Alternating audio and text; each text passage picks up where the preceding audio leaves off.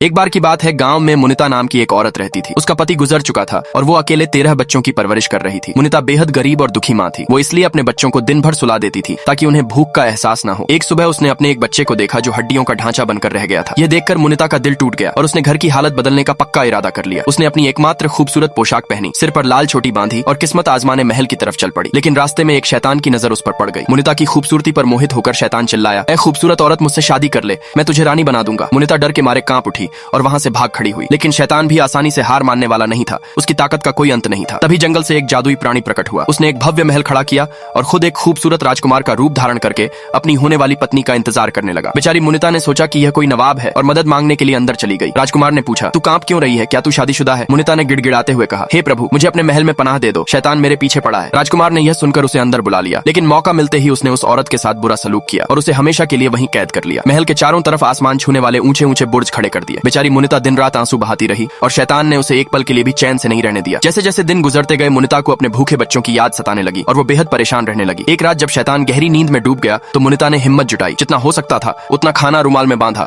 और अपने नाखूनों और हड्डियों के ढांचे जैसे चेहरे को ढाल बनाकर एक सुराख से बाहर निकल गई और पूरी ताकत से घर की तरफ दौड़ पड़ी। तभी शैतान की आंख खुली। जैसे ही मुनिता भागी, वो घोड़े पर सवार होकर उसके पीछे हो लिया। फिर वो कौवे का रूप बनाकर उस पर हमला करने लगा। जब वो उस औरत को रोकने में नाकाम रहा तो मुनिता एक पेड़ बन गई और अब वो इंसानी रूप में नहीं रही। शैतान ने श्राप दिया कि तेरे बच्चे तेरा मांस खाएंगे और तेरा खून पिएंगे। उसी पल मुनिता का पांव जमीन से टकराया और वो पूरी तरह एक पेड़ में तब्दील हो गई। ये आवाज सुनकर 13 बच्चे दौड़कर खेत में आ गए। उनके सामने एक पका हुआ फलों से लदा पेड़ खड़ा था और उसकी चोटी पर एक काला कौवा कांव कांव कर रहा था। बच्चों ने फौरन उस कौवे को मार गिराया, आग पर पकाया और खा लिया।